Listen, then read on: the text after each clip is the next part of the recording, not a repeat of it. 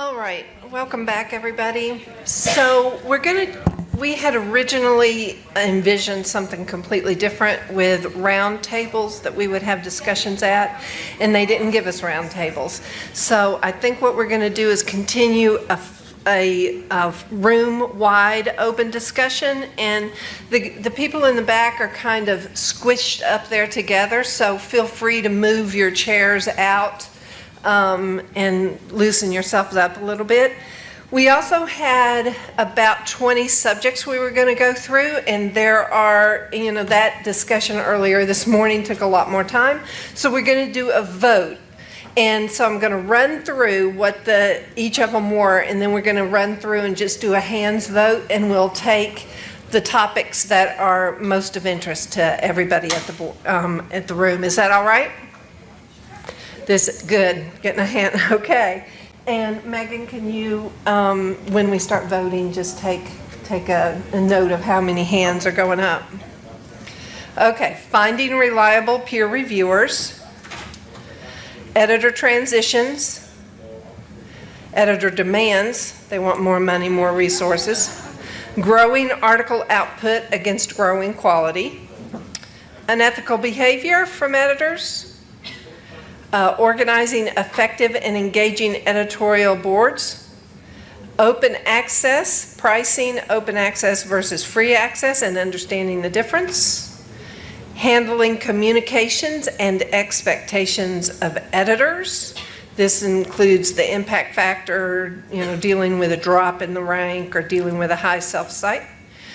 Breaking bad news, journal platform changes and system changes, things that we have no control over yet are responsible for telling our editors.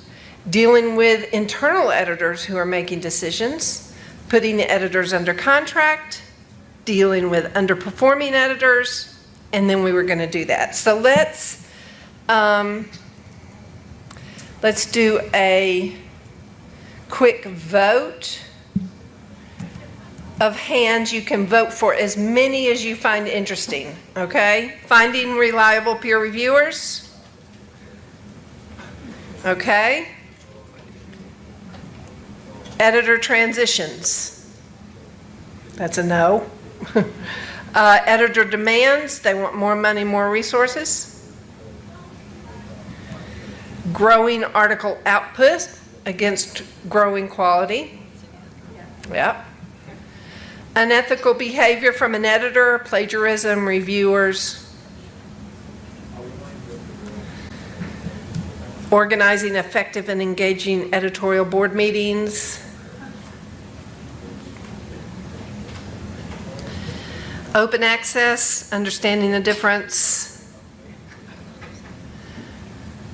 Handling communications and expectations of editors, impact factors, things like that. Breaking bad news. Dealing with internal editors. Putting editors under contract. Dealing with underperforming editors. Any other topics anybody wants to add? Okay. All right. So, what's first? That one. We have these three. Okay. Expectations, open access, the lot first. And finding reliable. Yeah. Okay. So let's start with finding reliable peer reviewers. Megan, that's you. And then we're just going to float. So the whole purpose of this workshop is, under no circumstances would I consider myself an expert. I've already learned things today, and so none of us up here want to do all of the talking. We want everybody, this is supposed to be an open forum where we're just sharing ideas. I know a lot of you are coming from places where you may be the only journal manager in the place, or you have, other ideas beyond what we have. So please speak up, and because there are also lots of different ways of handling lots of different things. So I'll let you do from here, and then what do you guys want to? Yeah, so to echo what Patrick was saying earlier, we all know reviewers' time is limited. Journals keep cropping up every day, some predatory, some legit. So we're all competing for these reviewers' limited attention to get, our papers through. And so one thing we wanted to talk about and discuss best strategies for how to find those reviewers, because another question we discussed earlier about what's the perfect size of an editorial board? What if you have so many submissions that they can't handle it? How do you find these reviewers? And we know authors they want immediacy. Like, why didn't you review my paper yesterday? And for editors, it's frustrating when they get declined invites from reviewers. And for reviewers, they're overwhelmed, so they're always saying no. So one thing I found has been useful for me in one of our journals is we require our authors at submission to recommend 2 reviewers. Then it's up to the editor's discretion whether they want to invite one of those reviewers or not. And they'll also invite someone from our editorial board. And then sometimes it might be a third outside expert, depending on the topic and what the reviews say coming in. And we'll regularly run reports. We use Editorial Manager for the majority of our journals, so we'll do like reviewer performance reports. And we will determine, who's actually reviewing for us and look at the quality of review, and maybe we'll invite those people to join our board and give them credit. But we'd like to open up the discussion, like, how do you find reviewers? Anyone want to start?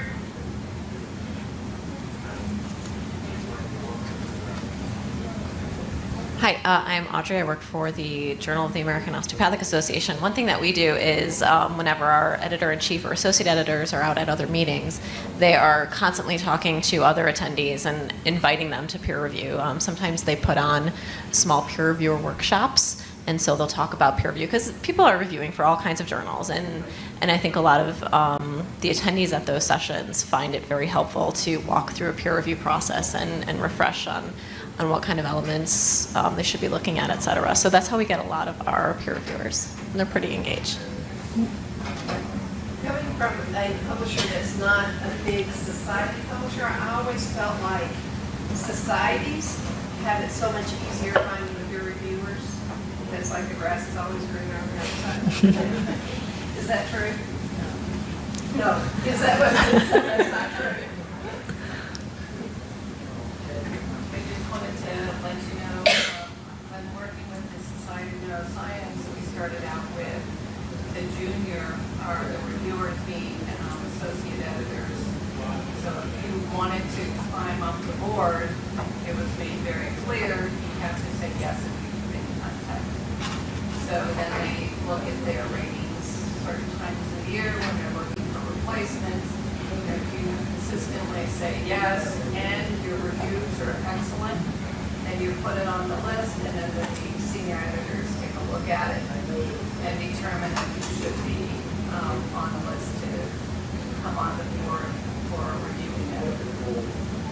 We also, for our new online Neuro journal, they had like an editorial advisory board, which if you're on that board, you are reviewers. You signed up knowing that you were going to review a certain number of papers a year.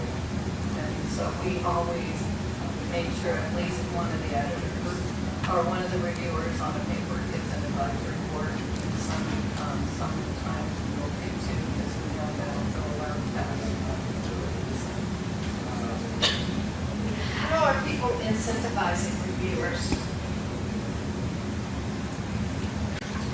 So I think Patrick mentioned Publons and that he was starting to see value and benefit in that, and certainly that's something that we at Portland Press, which is the publishing arm of the Biochemical Society, and that's something we're evaluating right now, and our initial conversations with editors are going quite positively about the fact that this might really serve to incentivize people. We're hearing good things about it. We haven't implemented it yet, but certainly we're getting good feedback about the concept. But just to come back to your other point also, Patty, from the society angle, I would echo the Society of Neuroscience position. It isn't, I don't think, any easier finding reviewers if the journal is of a society, so to speak. And I think one of the things to bear in mind is quite often memberships of learned societies tend to be closer knit and by default often smaller communities than their publishing arms or that their journals speak to. So in our example, Portland Press, 90% of our authors and reviewers and people like that are not members of the Biochemical Society. So sometimes the overlap is probably less than you expect, and that's because of legacy reasons, because of geographic reasons. You know, the publishing arm is far more international, say, than the society that started out in the UK and is very UK focused. How many people offer reviewer certificates to the reviewers? Anybody? I've seen more reviewers asking for that, or like a letter from the editor confirming that they reviewed. Do you do that in every review they do, or just as a general reviewer review for the journal? Just when they request. Just when they request? No. We've also discussed swag, like the society swag. I'm Megan McCarty. My main client is the Genetic Society of America. We found that authors and reviewers love having GSA swag. And so that's, we already send them to authors who we're considering. So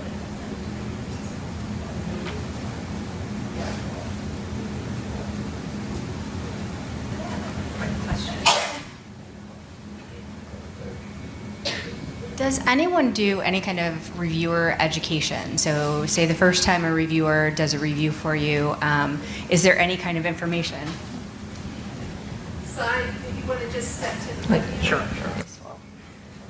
I'm actually glad that you asked this question because I was an author and reviewer myself in graduate school and had no formal training whatsoever as to how to peer review articles. And whatever education we received was from our advisors as to how they were doing it. And so I'm at the American Chemical Society, and we recently launched a free program called the Acs Reviewer Lab. It's free for anyone to basically take the course, and it runs through the different aspects of what is involved in peer review. Of course, it talks from a chemistry standpoint because we cater to the chemistry community, but it covers all the different aspects of a peer reviewer. And at the end of the course, they actually take a final quiz to make sure that they understand the discussion points that we have covered, and they get a certification, and they get added on as a reviewer for any journal in ACS. I think that's been a very interesting program, and it's off to a very good start, because as a graduate student myself, I would have loved to take that course. And I was happy to be actually part of the team that made the quizzes in that program, so it was interesting. just curious, did making the or having the quiz available and having to take or having the course available, making the quiz mandatory at the end, did that discourage reviewers? It's not necessarily, and it's not like a hard quiz by any means. But you want to make sure that people get the point of it rather than just running through it. You can think about taking these traffic online courses where at least, you skip directly to the quiz because you just want to get through the certification done. So, and it's not a hard quiz by any means. So, yeah. How many people have taken it, and how long has it been up? I am afraid that you were going to ask that question because I don't remember the statistics of how many people. I'm not directly associated with the launch of the program. I was part of the team that was composing the content of it, but it launched just a few months back. Yeah, and we've seen great intake of it, at least from the chemistry community, mainly PhDs and postdocs at universities. You have to have a PhD in order to take the quiz. It's not limited. But we do have a radio button that asks you from which, either you're a master's student or a bachelor's student, but there's no constraint. Yeah. And we've got over here, I'll just ask the review person, do you have to update this quiz periodically? Do you have a mechanism for doing that, or? Yeah, I believe we are taking a look at keeping it updated to changes in technology and in the industry as well. So it's not a static quiz by any means. Yeah. So there's not a question related to quiz, which I find a great idea. But my question is, like, a lot of journals are using author-suggested reviews, I think. I wonder if anybody has done some research. I mean, we looked at this ourselves, in terms of quality, and if the author's suggested reviews are more biased or more in favor of a paper than the editor selected reviews. Has anybody done some research and looked into those differences? We haven't done any analysis, but I constantly talk to my editors as to what they come across, and they often say that it's not as helpful coming from the authors as to what they recommend as reviewers could be. So more often than not, they tend to go down their own route, unless until there is a justification given by the author. Sometimes the authors are really good in justifying why they have chosen a particular reviewer, in which case it is easy to cross-check which reviewer do you want to pick. But more often than not, they've gone their own route. Also, I mean, our journals are all open access, which means for us it's important to be listed in the DOAJ, the Director of Open Access Journals. So, and at the same time, we have a mandatory requirement that authors must suggest reviews. And DOJ recently got back to us and said they're changing their policy and they will no longer list journals which ask on a mandatory basis for author-suggested reviews, which I don't find very logical, because they still list journals where authors can, on an optional basis, suggest reviews. They just don't want to have journals where that's mandatory, which I don't find very logical. So I just want to make that point. I don't know if anybody else ran into that problem. Anybody have any experience with their post-publication peer review? Anybody doing that? All right. We ready to move to the next topic? All right.